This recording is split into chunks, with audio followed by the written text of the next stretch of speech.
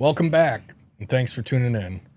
Today on the Level Up Life, we're joined by someone who turned his pain into purpose and stitched it right into every thread of his message. Chris Cohen, founder of SoberStrong Apparel, a brand that's more than just clothing, it's a statement, a community, and a badge of honor for those fighting to stay clean and strong. After walking his own path through addiction and recovery, Chris created a movement rooted in resilience, pride, and empowerment. His gear doesn't just say you're sober, it says you're unbreakable. This one's extra special because the story behind how Chris and I got connected, which we'll get into. We'll talk about mindset, about choosing strength, and about why sober is just the beginning. So let's get into it.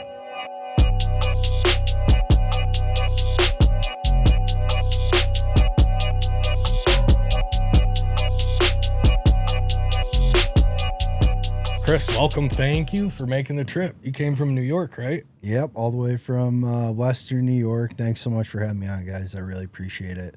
2 quick flights, up and down almost, and early flights so you can sleep. Yep. So yeah, it was a good trip. I'm happy to be here. Yeah. So tell me a little bit about yourself. How you got here? Yeah. So it really started. I'll go back and start the story in my early teenage years. I was an athlete, and I actually lived in Michigan for a while, and I don't know if I brought that up before when we spoke, but I came down here at 15, and I lived in Grand Blanc, and I also lived in Howell, and I was a hockey player. So I was playing hockey up here at a decently high level, and my career was going well. And around the end of that year, 15, 16 years old, I took a trip home, a surprise trip home. And up until this point, I had been hyper-focused on being an athlete, right? You played baseball, you said, right? Yeah. So you're trying to do all the right things. I hadn't drank or gone out. You know, I was in the gym. I was training, eating right, sleeping early, getting up early, all the things you try to do to get to the pros. So when I took this trip home, I got to look into what was happening outside of my bubble, right? The parties, you know, you're 16, there's girls around, boozing, having a good time. And I hadn't really been exposed to that to this point yet. So I was like, this is what you guys are doing, you know, while I'm in the gym, you know, you guys are out here partying, having a good time. This is incredible. I had no idea. So that, I think, really planted a seed for me that I didn't know. Later on, when my career started to take a dive, so to speak, and I ended up getting out of sports, moving back to Rochester, that mentality of I want to go have fun and do the things that I thought I had missed out on came alive. You know what I'm saying? So when you're 18, you move back home into the city with your friends, you have a house. It was like the party's on now, right? And that's kind of where it all began. Yeah, it's pretty easy. I got to catch up where everybody else was. So a little bit harder, a little bit faster, a little bit more. And it's not intentional. It's not that one-up thing, but it's a go-hard mentality when you first discover. At least it was on my end, kind of sounds. Yeah, you know, I was talking to my uncle, which we'll talk more about that, like you said earlier, but I was talking with him before I came. My cousin was big into sports as well, and we're kind of in this bubble, right? Especially when you're in a high level. You're in this bubble, and there's a lot of control. So you have coaches, your teammates, parents, and you have these bumpers, so to speak, in life. It's kind of hard to step out of that and make smaller mistakes as you grow to learn from those, because you're in such a controlled environment. So I think it could be more common than people realize. Everyone's so hyper focused on what their kids are doing, they forget to teach them, help them grow up. What are politics? What should you stay away from? What's okay? What are you learning from your mistakes? Because you're not really making any. You're kind of in this tight schedule, and when it all comes to an end, you get thrown back into society. And it's like, hey, booze tastes good, or at least it makes you feel good. And drugs, like, let me try that. I don't really know. I know drugs are bad, but how bad are they? We'll see, I guess. And unfortunately, I think when it comes to substance abuse and alcohol abuse, when you have the resources when you're older and you start trying these things, it's not at a micro level anymore, because you might have a little bit of money now, you got your own ride, you got your own private place to do these activities, and the effects are everlasting, right? So changes chemically in your mind. You become dependent after a period of time because it's unchecked, uncontrolled. And then you wind up in trouble. But I think for a lot of people too that are athletes, we've all seen the movie Dazed and Confused. The football team's partying, right? So I think for a lot of athletes, there may be those few people on the team that go out and party, they drink. And that's kind of like, I was exposed through some of that early on. And for me, it was like just little boundaries I started to compromise. And then, over time, it's like I'd look back, how did I even get here? Yeah, I completely agree. It's too late. It can be too late. And unfortunately, it was for me. Well, I won't say too late. It's never too late to recover, certainly. But when you develop a dependency, a lot of times, by the time you realize that you're really in deep, you know what I mean? And you're drinking every day, and you got to have it, or you're using every day, you got to have it just to feel normal, instead of having a good time, right? And that transition, I think, happens, and it goes unnoticed.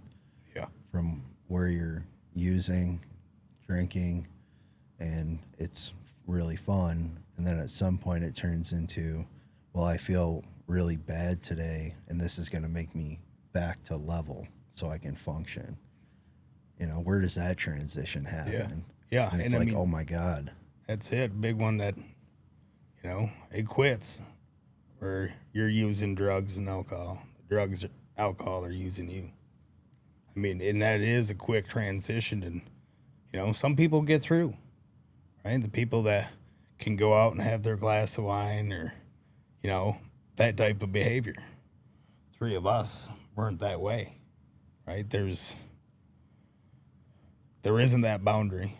And it was obviously very quick for all three of us on how quick that transition goes. Yeah, go ahead. For me, it was like a coping mechanism. It went from that social aspect of my life where, and it was drinking at first, then it was like smoking weed, and then kind of progressed into where I was like, socially popping some Vicodins, right? And then that kind of progressed to, like you were saying, I had a bad day, I'm going to use. I had a good day, more reason to use. And then it was just like, I know this is cliche, but I've heard it 100 times, if a day ends in Y, I'm going to use on that day. Yeah, it's incredible how quickly, the drugs start using you, and how easy it can be obtained when you're looking for it, right? Unfortunately, when I came back to Rochester, and I moved into the city with a few people I knew, it was a split level house, or it was a split house down the middle. So half of it was our apartment, right, and the other half of the house was somebody else's. And the person that was living there at the time happened to be selling drugs, cocaine specifically, and that is how I got introduced to that drug. Because right, you're 18. My roommates were slightly older, but you have a few people in a house on different schedules. Every day of the week could become a party, right? You know what I mean? If your roommate on Thursday has off, when you come home from work Thursday night, your house could be filled with people. And with drugs so easily available in that sense, you could see how fast you develop a bad habit. Yeah. So, that's where it started. So I had to get a job, right? I'm out of sports. I'm 18 now. And so I try a few different things out. I didn't like them. Working in an office. I sold sports tickets at one point. And then I decided to go to trade school to be a welder. So I got into that industry, and it was a great industry. It still is a great industry, one that could use some good young workers in it. I decided to follow that and try to get to the highest level, or the highest level of that industry that I thought at the time, which happens to be, there's a few, but for me it was welding natural gas pipeline. So as a profession, I did that for a number of years, and it was a great profession, but it's not conducive to a sober lifestyle by any means. It's like the Wild West out there, in my opinion. So the next, let's say, 10 years or so really fueled my addiction. And towards the end of that career, I had really started to hate myself, truly and honestly. And it was pretty hard to escape it, but I don't know how it was for you guys, as far as, the meat of your addiction, right? Because there's always a start, and then there's a long curve of using, and then hopefully at some point you can find your way out. But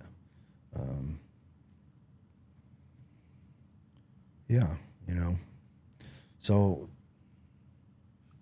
I did that, and then I decided to get out of the industry. I had enough. There was nights. Well, by this time, I guess I'll backtrack a little bit. I'm up to drinking a bottle a night.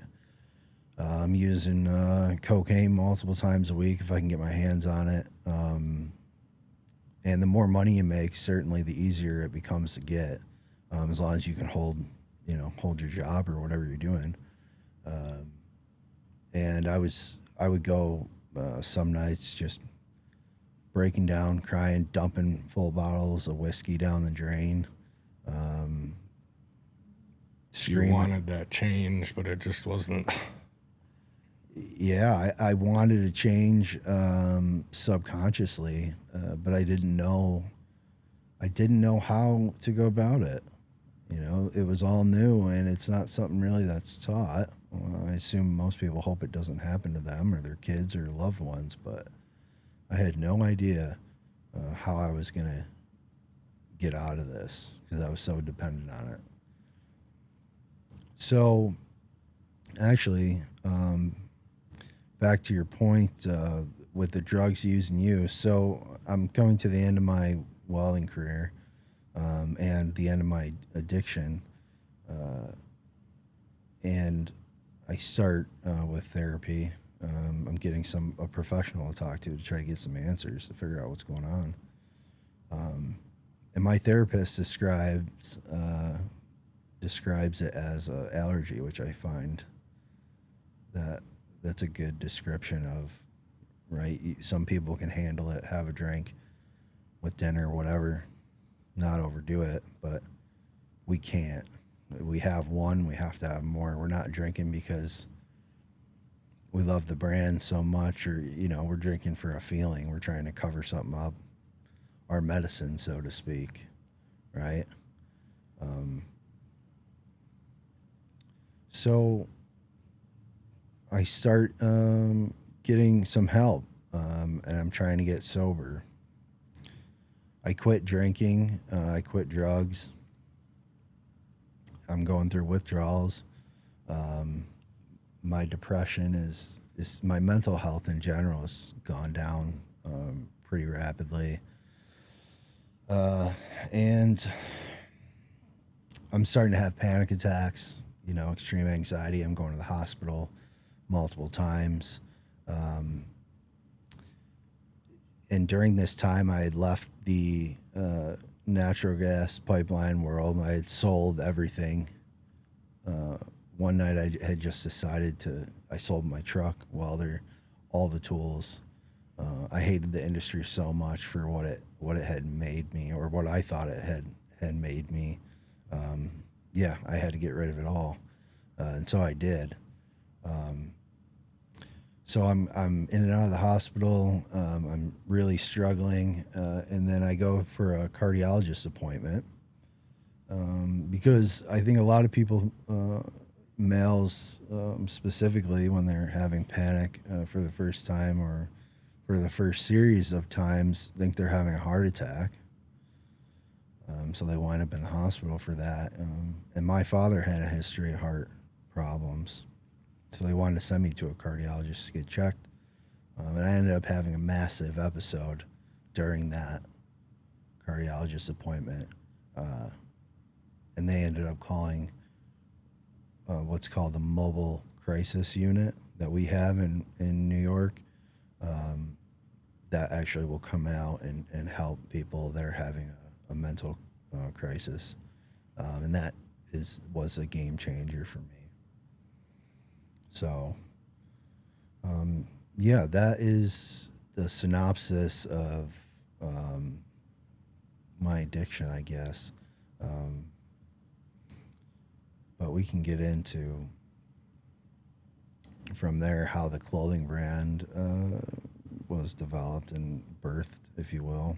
Yeah, so just sitting back listening to everything there, so many points I can sit back and I'm just like, I know what that felt like for me. So I'm traveling along your journey with you, talking, because I feel like even, parts of our stories, it's like, yeah, man, I know exactly what that felt like. Oh, yeah. And, especially with him, I wasn't on the pipeline, but I knew a handful of pipeliners and all the welders that would come out to the rig, right? And knowing that lifestyle, them guys you're either in your camper that you're pulling around behind the truck, or you're living in a hotel. And, running into them guys at the bars, like, you couldn't be shit without us. And pipeliners thinking, and it's like, no, we got to produce this stuff first, right? And having battles, but then making buddies with and knowing that lifestyle. No, we got drug tested. Coke would be about the only thing you could have done, right? And we drank and you played with fire. I never had to worry about drug tests when I was out on the rig. First couple. But other than that, I was never worried about a drug test. I was worried every single time the little blow and go wagon showed up, where thank God my boss was tight with me and I was a valuable guy, where it was you with me, like, run down, go get 2 cases of water and grab all our bread from camp. And we'd be mashing loaves of bread, doing push-ups and jumping jacks, pounding water.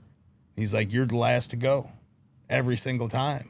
And mean, I can relate to a lot of knowing that lifestyle, right? And mine was tempered down because I know how the pipeliners, when you don't have to answer, you got your own truck, you got your own equipment, right? It's different when you work for some of these other companies and your pay is still damn good, but it's not as much when you're working under this specific guy's umbrella. Yeah, that's exactly right. It's it's like the Wild West. Oh, I yeah. mean, yeah, you're the all-star, you're the superstars out there, or at least that's the mentality we get built up. No doubt there's important jobs across that industry, and it takes everyone to do those jobs correctly and professionally to make those huge projects a success. But yeah, the welders, the rig welders are, so you're kind of like a rock star in your world. And what do rock stars do? They party, and they party hard, you know, and they almost take pride in, I think we did. I mean, I only speak for myself. I know I certainly took pride in putting in 12, 14, 16 hours partying and then getting up, you know, to be back on site by 6 or whatever it was. I took a lot of pride in that. Oh, yeah. And I mean, I don't know about you. I had a lot of days of, I ain't doing shit tonight. I'm going to bed. We're knocking off at 6:30 or 7, and it was come 4 or 5 o'clock. Yep. We go, right? It didn't matter. There's so much truth to that. And it's such an interesting thing to look back on. When the hangover is so bad, you know, you're sick every morning for either being hungover or having symptoms of withdrawal. But by the end of that day, you're totally turned around and you're ready to go again. And it's like, how could you be so sick? And then when 6, 7 o'clock rolls around, you're like, the only thing that's going to make this better is that first shot in that beer. Yeah. Right? And it tastes so good. You're like, I earned this. I deserve it. Dangerous mentality. Yeah. But one that's almost celebrated. To your point with the wagon showing up, yeah, right? They'll pull so many strings for people they want around.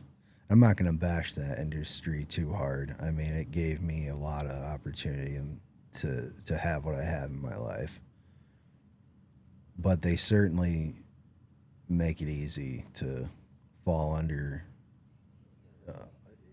that trap of addiction. There's no doubt. I think that, I mean, I didn't work in either industry, but I've worked in food and beverage, restaurants. Oh, same. Hotels, which was the same when there's restaurants on site.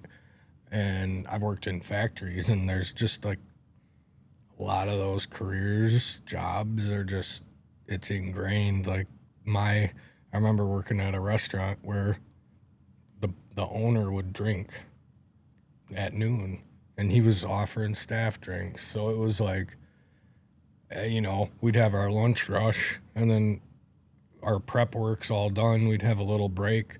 I remember going over and crashing out for an hour, trying to sober up because I had the whole, you know, dinner time to go. So I think certain industries, you know, can be a little risky for people who are prone to substance abuse, like if it's in their background, or even if you have a history of it. It would be hard for me to go work in a restaurant and just see people drinking all the time or going out and partying after. Yeah, highly addictive personality types find their way into these industries a lot. The restaurant industry, I didn't work in the restaurant industry, but I have friends that have, and that's another huge one where it's very addiction friendly. I hate to put it like that, but it's true. As long as you're showing up, doing what you need to do, because it's hard to find people to do those jobs, right? they're not exactly glorious.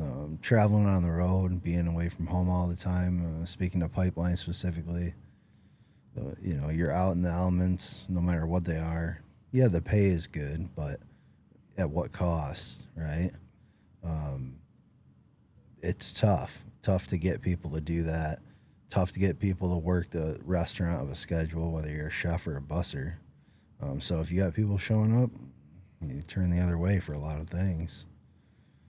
But it's at the cost of sometimes people's lives, unfortunately, but certainly a detriment to physical and mental health, no doubt. Yeah.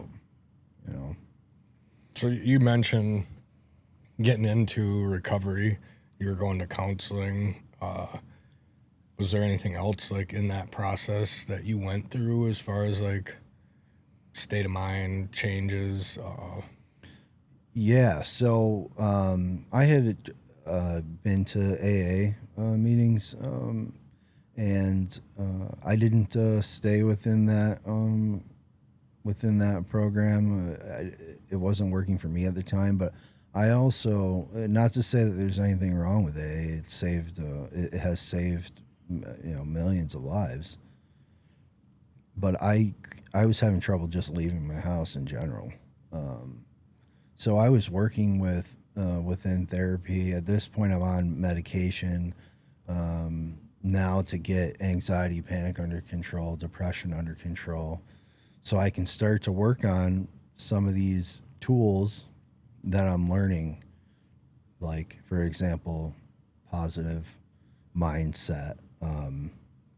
Not every thought has to be absorbed, right, by you. Sometimes things come in and out of your brain. You can just let them pass by. Things that would induce panic, anxiety, feeling like you want to use again. So I'm trying to work on some of these tools so my day-to-day gets better, because medicine isn't a fix-all. It's just another tool, right, to help you. At least that's my opinion. It's another tool to help you cope with your situation at the time, so you can work on bettering yourself physically and mentally. I don't know what your take on. Yeah, on that my is. experience was, as far as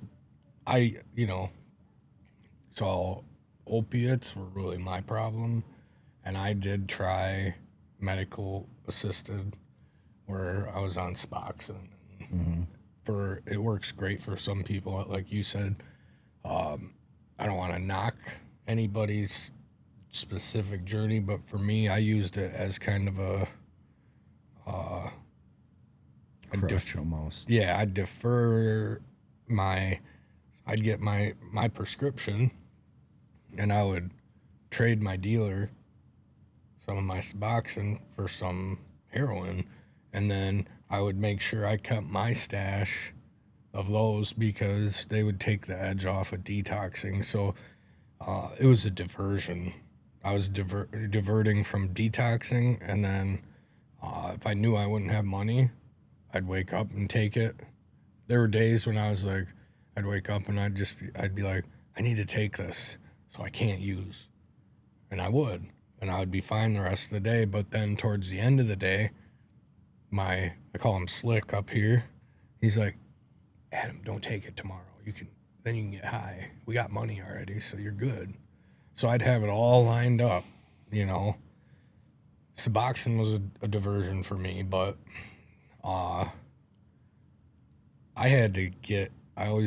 whenever I talk about it, I had to get the shovel out. I had to dig through a bunch of shit that I had buried over the years.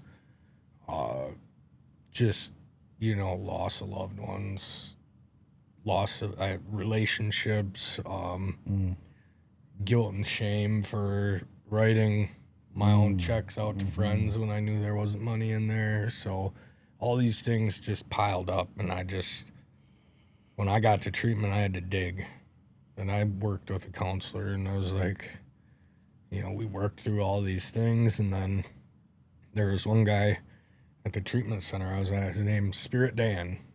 This guy, man, I sat in his office for about 4 hours, and I was asking him questions because I had all these resentments, and essentially what I was doing was deflecting all of my own personal accountability out on, you know, whether it's religion or an establishment or the police or whatever it was. So he was my shepherd, right? He kind of herded me along by when I'd ask him a question I legitimately wanted an answer for, he would say, followed up with a question. And I was like, this mofo, man. He won't answer me. It really started to irritate me. I wanted to slap him in that moment. And I didn't realize what he was doing in the moment. But then fast forward later that night after all this conversation, I was sitting in my room and I was just reflecting on the whole conversation. And I realized what he was doing. And I had this giant light bulb moment where all of my thinking, all of these, like, these are poison. So that allowed me to open up even more and kind of process things as they were, not as I had wanted, how I had perceived them. Right. So that's when I really started to heal, and when I focused on, like, this is what I envision in my future. Now let's take a moment to thank our sponsors, Pine Haven Assisted Living. At Pine Haven Assisted Living, they believe in making every resident feel at home. Nestled in the peaceful countryside of Hemlock, Michigan, they offer compassionate care in a family-like environment where residents can enjoy independence with the support they need. Registered nurse-owned and operated, their team provides personalized care, home-cooked meals, and a range of activities to ensure your loved ones continue to live a fulfilling life. They also have alpacas and llamas on site to enrich the lives of their residents. Experience the warmth and comfort of Pine Haven. Call them today at 989-295-6632. That's 989-295-6632. Or you can visit them on their website at pinehavenassistedliving.com. That's pinehavenassistedliving.com for more information. Now, back to the Level Up Life. Self-reflection is so important. Reaction versus response, right? Taking that time to stop and think. Put yourself in somebody else's shoes. Switch roles, right? Like if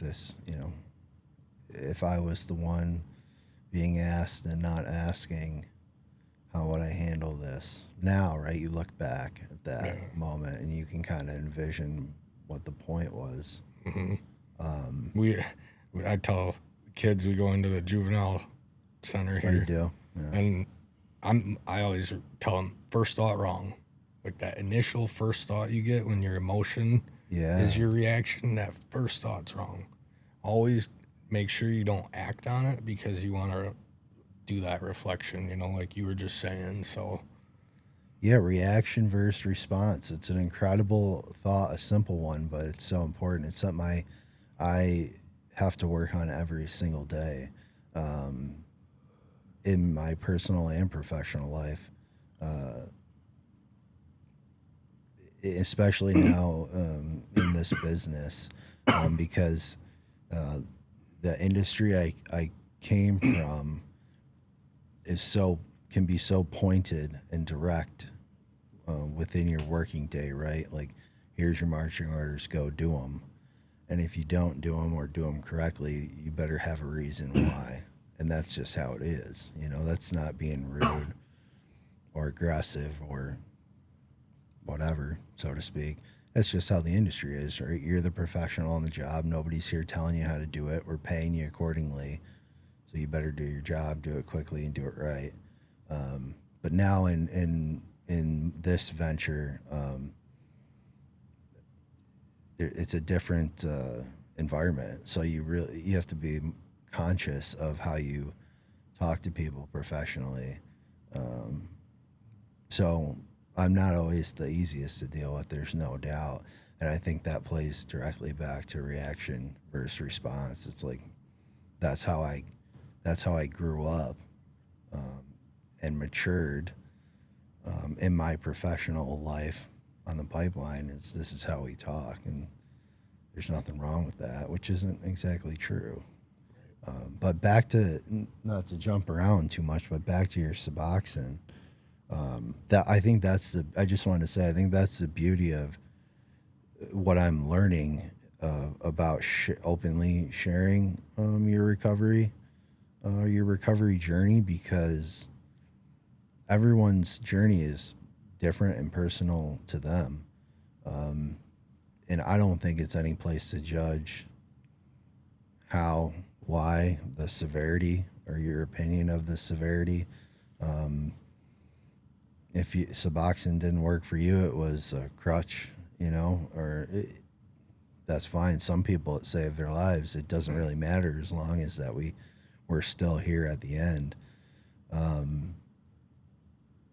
So to wrap that to a point, since I exposed myself, basically starting this apparel company, authenticity is really important. But with authenticity means you got to put yourself out there, and there's going to be a lot of good, but there's going to be some bad too. And one thing I've noticed, and maybe you guys have noticed since the start of the podcast, is some people take it as a competition. Like, my addiction was worse than yours, so who are you to say? And I just figured I'd touch on that because it really doesn't matter. I think it's impossible to judge someone else's suffering, right? Yeah. I think that's where that phrase, relate, don't compare, comes in, because, I've got it to where, because I was an IV user, I was an overdose, I've had it caught shade, basically, where people were like, I wasn't like that. I just drank, and this is coming from, someone pretty close in my circle right now. Not necessarily that I interact with regularly, but they're still drinking a fifth a day. Where, essentially addiction is addiction and recovery is recovery. I can't define your recovery, anybody's recovery but my own. And that's the same thing. Like, I can't tell someone they have an addiction. They have to realize themselves they could be drinking half gallon a day or whatever it may be, and until that individual realizes it. So I think with that, it's very personal, right? Oh yeah, both.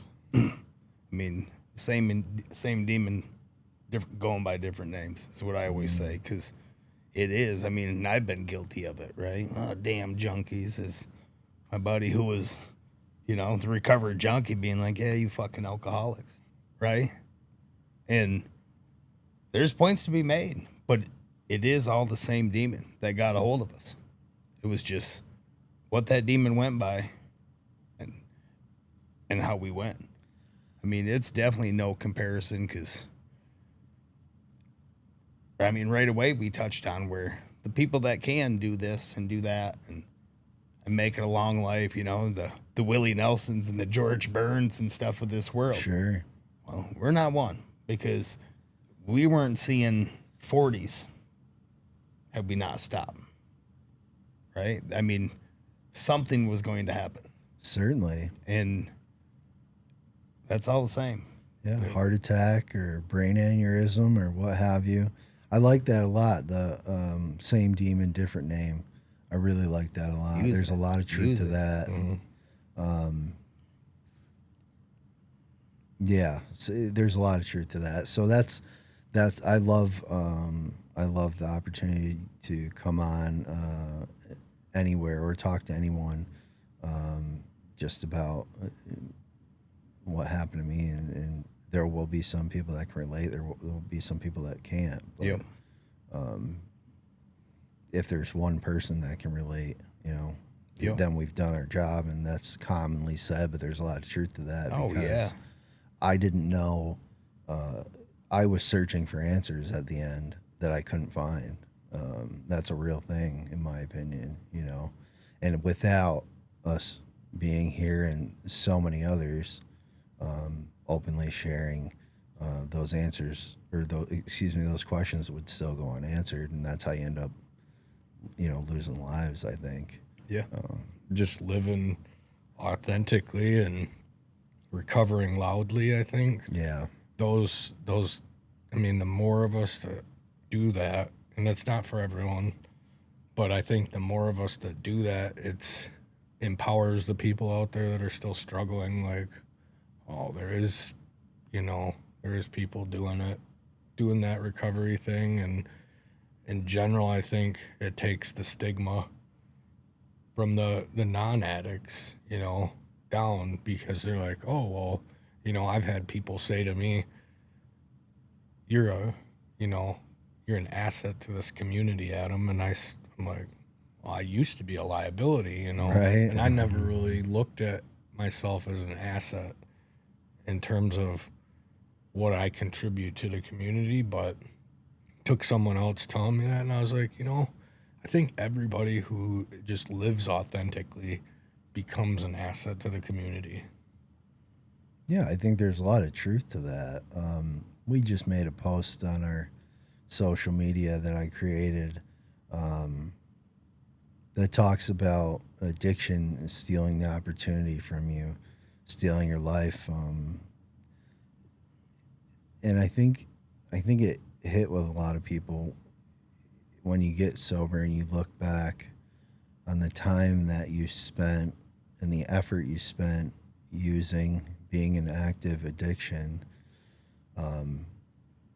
and now realizing that you do have good attributes, good qualities. You are a good person that went through a bad experience, an illness, a sickness, but you get to look back on that, I think, and you should feel good when somebody says something like that. But I know exactly what you're saying. You're like, I was a liability, and now I'm just trying to live under the radar and not do any more damage than I've done.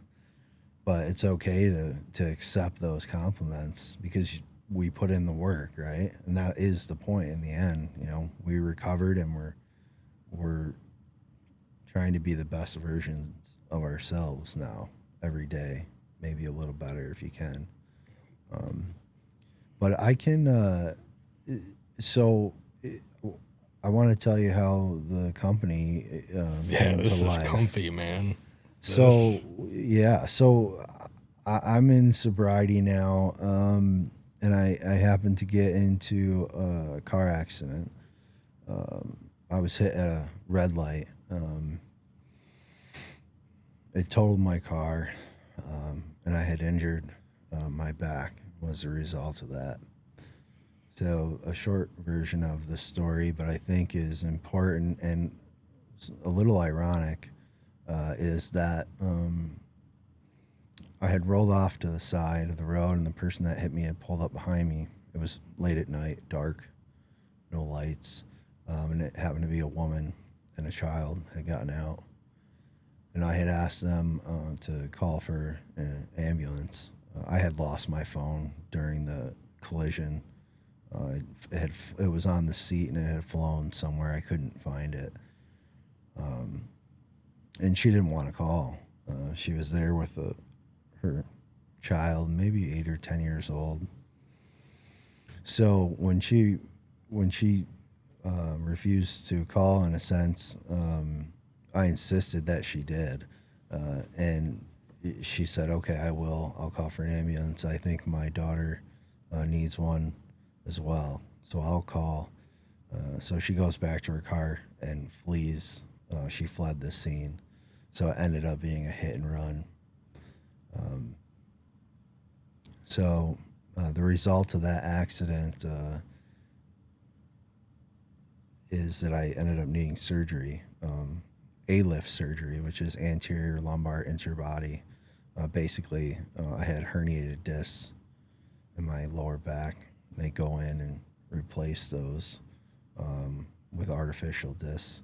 And for all the medical experts out there that are going to hear this, don't, holster your weapons, because I'm not a doctor. You know what I mean? I'm not a neurosurgeon, but that's the gist of it. They go in, they replace the discs with artificial, and they put some hardware in there, and you're good to go. The irony, I think, is like many people have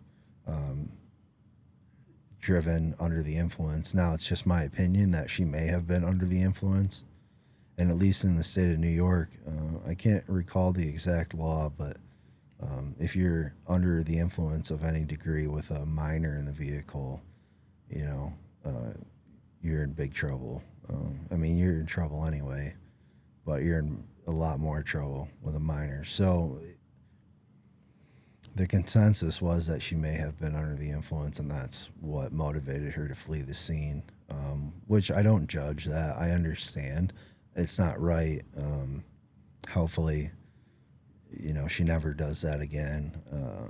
But I certainly don't judge her for it, because I don't have kids, and I couldn't possibly imagine the thought of going away forever, leaving my kid behind after making a mistake. So the accident happens.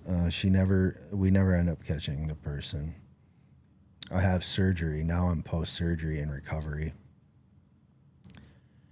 And I have a lot of time to reflect, right? And I'm thinking back on the first few months of recovery, how I'm feeling, which is panicked, anxious. I'm withdrawing. I have serious withdrawal depression, right? It was at one point homicidal. I'm not going to say I was suicidal, but I felt really bad. And I got a better understanding of what people feel, when they say, I'm depressed, I'm having depression. It's a really dark, evil place. And I'm thinking, I'm searching for something to give me that rush of dopamine, right, in your brain, something to make you feel good, which was drugs and alcohol, was that medicine that I prescribed, or we prescribed to ourselves. And I was thinking about the mobile crisis unit and how that essentially saved my life. But how I had no information on the resources in general that could help me, let alone that specific resource. So I wanted to do something to spread awareness. So I thought, how am I going to do that? And I started looking through different apparels and a sobriety-based apparel. I got hit with one of those ads, right? The algorithm somehow put one by me, and I never thought about wearing something that says, hey, I'm sober, or I'm supporting sobriety, instead of just buying another big brand name piece of clothing. It's like, yeah, this is cool. I could definitely rock this. So I started to search and search. I said, surely there's 1,000 other companies, right, that already exist in this space. So I'll find something cool that I really like, and I'll go buy it. But I looked, and there wasn't a whole lot. So I said, well, hell, I'll start to make my own stuff that I like, and I'll wear it. And if people like it, I'll give it to them. I'll make a couple, and I'll just have them in the car, whatever, coming in out of the gym, wherever I am, and I'll throw them a t-shirt. And that snowballed into, well, if I'm going to make them, I want to make them right. If I'm going to do this print, I want it to be right. I don't want it to be junky. The whole point is be proud to wear what you're wearing. Then the life of the company really began. And I'm like, well, if I'm going to do it, I'm going to do it all the way. And So we started to think about the quality of garments, what they're made of, what that looks like, because I don't come from a background of selling clothes or making clothes. And I think we produced, for being an early company, right? We just launched on April 18th of this year. So for being an early company, I think we have some good quality product. And if you follow us on social media, our message is, or at least the environment I'm trying to create, is we're proud to be sober. And if you ever thought that you were ashamed of it, which many people do, or scared to be open about it, you can join this community where or we as a company will be the loudest ones. We'll lead the way so you can feel comfortable just being open, if that makes sense. Yeah. Take a hard line approach to it, which some people like and some people don't, but I think we've had a really good response so far. Yeah, it's definitely some pretty cool stuff. I mean, what you see here, but going through on your site, and I love it, and I get exactly what you're saying, because there is that stigma, right? Where in comparison, you and I had it easier because more people are familiar with drinking, and they could understand. I don't understand how you can be an addict, but they could understand. The opiates, people do judge a little bit different. People are a little bit more quiet and reserved. I mean, I know I was and even in my addiction, right? It was all that stuff. The drugs and alcohol robbed a lot of my soul and my character. And it was, go get messed up. And it would come out, you know what I mean? And all them other avenues and ways, what I was doing, whether it was work, whether it was after work, on a ball field, all that. But my personality, I became way more introverted as a whole. I'd be good one-on-one or in this type of thing. But put us in a room, I'm hiding. I'm in the corner, right? Nobody needs to see me. I'll melt in with the backdrop. Yeah, you're counting the minutes until you can get out of there, right? Yes. Like how much longer is this going to last until I can leave and go back home or wherever you're going? Yeah. But the being loud about being sober that's shining light, and shining light for a lot of people, whether they are sober, whether they're thinking about it, whether they're just questioning their own behavior and where they're at or what road they're on. Go ahead. I love that, like, you can wear this because I live out loud with my recovery, and I'm proud of it. So I get excited to see this, and I'm like, you know, like you said, the quality of the garments, like I could see myself wearing this every day. Yeah, so it's 100% jersey cotton, and they're heavyweight. The tees are 270 GSM, and the hoodies and crew necks are 470. So they're made to last. That's the purpose. I wanted to touch on when we're talking about stigmas of sobriety, being openly sober, being loud, recovering loudly. Some people totally disagree, and that's fine. Everyone's entitled to their opinion. What I will say, if you think about it, at least if I think about it, it's so common and not unnatural for people to interrogate you on why you're not participating and pressure you on why aren't you drinking? What's wrong with you? Is there a problem? Like, I don't understand. You owe me an explanation. It's like, so I don't feel bad at all about being hardline on sobriety because it saved my life, gave me a new life. Honestly, this company gives me new life every single day. So we're happy, we're proud to be loud about it, because if not, we could easily be quieted by the pressures that are so natural when it comes to people having to question, peers about, well, why aren't you poisoning yourself? Why aren't you drinking with me? I mean, and not to say that people that drink are bad, they're not. And I'm not better than anybody, certainly. In fact, I would consider, as many do, myself as the bottom of the totem pole. And that's something I work on, is the power of positive thinking and not being hateful. You're controlling that subconscious, not letting it be hateful to yourself. But we want to take a hard line so people can feel comfortable again about being openly sober. Like, yeah, I'm sober.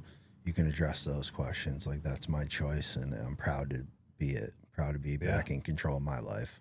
Yeah. Just like you mentioned, your therapist said the allergy. Yeah. And then for me, when I'll go out with friends or, and it's not my fault I ruined alcohol. Well, it is my fault. It's not their fault. I ruined alcohol for me. But when they'll be like, oh, you're not going to get a drink? I just jokingly, but seriously at the same time, I'm like, no, I'm allergic. I break out in handcuffs. Usually I get a laugh at it. And then some people will be like, are you serious? And I'm like, yeah, actually I am. So that's why I don't drink. But I want to make sure, because this episode means a lot to me. Appreciate that. Because who you are, your background, but kind of like starting a podcast can be a scary endeavor, right? Oh my gosh, sure. And, I've been getting these crumbs of like, you're on the right path, Adam, keep going. And how we got connected is one of those. So, I'll start it and you can finish kind of. So the big part, like your uncle, yeah, watched the episode with Matt Smith, and then he used, this was big for me because I'm a Mel Robbins, Tony Robbins fan. I listen to a lot of Tony Robbins stuff, a lot of Mel Robbins, and her 5-second rule I actually have applied to my life, because early recovery, I'd struggle getting up in the morning, and she says, use the 5-second rule, imagine yourself as a rocket, count down from 5. Don't let your brain talk you into hitting snooze. So your uncle used that. Yeah. Thank you for bringing that up. I'm glad you remembered, because I would have forgot to circle back to that. So, that's how I ended up figuring out who you were and ended up out here. So he had called me, and he wasn't sure that he should. Now, I'll say, my aunt and uncle, they're the only family I have left. They're amazing people, and I've always loved them, and surely they've always loved me. There was a time where things were getting bad, right? So I live in New York. They've always been here in Michigan. And there was a long period where we didn't really necessarily have contact, or certainly not normal family contact. We hadn't seen each other. We really don't talk to each other. Things were not great. I didn't think I was putting out a great reputation, right?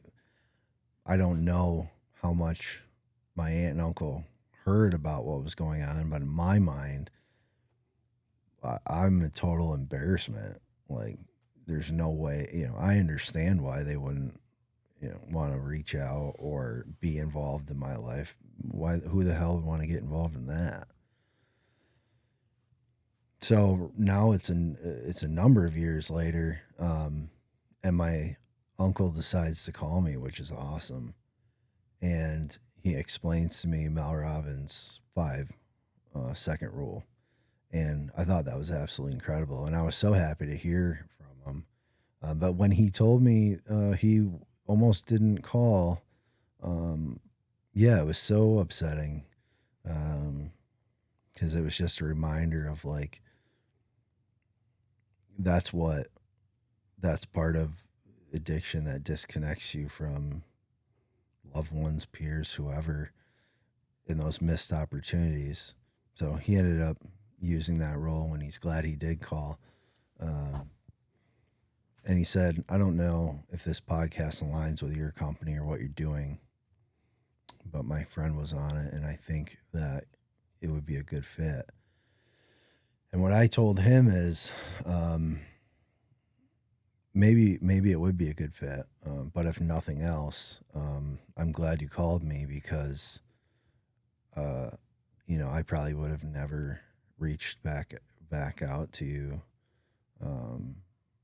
for any reason, because I was under the impression that you stayed away for good reason, because I was an embarrassment to this family. So he said, yeah, if nothing else, we got a chance to connect, and maybe I can help you with your business. And if that's all that comes of it, then it was worth it. I'm glad I reached out. Now, since I've been down here, it's been so long since I've been here in Midland, but Michigan was always like a second home because of family here, and it's felt right at home for me. Honestly, generally when I travel, I'm high anxiety, and I haven't had any of that. It's literally like being right at home. And my uncle and I have had, just in the short time I've been here, we've had some awesome conversations. And I'm happy to now continue that with them, my aunt and uncle. But also I'm sad thinking back on, I could have had this relationship and the insight and guidance for years. But both sides weren't reaching out to each other. And that's because he thought I didn't want him to reach out to me. And I thought that he thought I was an embarrassment, and he's not going to reach out because that's what I get for doing what I was doing. If that makes sense. Mm-hmm. So that's the gist of how I arrived. So glad that all of this happened, because that experience for you, like, that's very fulfilling for me, and it just reinforces like we're doing the right thing, because the podcast doesn't happen, that may not have happened, right? So it's the domino effect. And it also makes me think about, you get those moments that someone crosses your mind. I try, in any of those moments, someone pops in my mind, I'll shoot them a quick text, because I feel like it's a God thing when someone just crosses your mind. Hear that, everybody? If you're thinking about someone randomly, pick up your phone, text them, just ask them how they're doing. It could be a message that saves their life. I want to thank you all for tuning in. Don't forget, head over SoberStrongApparel.com. Chris is running a sale right now, 3 t-shirts for $65. New designs dropping soon. I can't tell you how comfy this is. It's like a silk blanket. Yeah, thank you. I'm so happy you like it, and I'm so happy I got a chance to come on. SoberStrongApparel.com, 10% goes directly to recovery facilities, nonprofit, or supporting nonprofit programs. It's high quality. It's priced for you. 3 shirts, $65, free shipping, and we build our donation fund. So we donate quarterly. We just made a donation to East House in Rochester, New York, and we're in the process of choosing the next place. So follow us on Instagram, SoberStrong Apparel, or check our website out. We appreciate it. Don't forget to click like, share, and subscribe. Thank you all for tuning in. I'm grateful for you.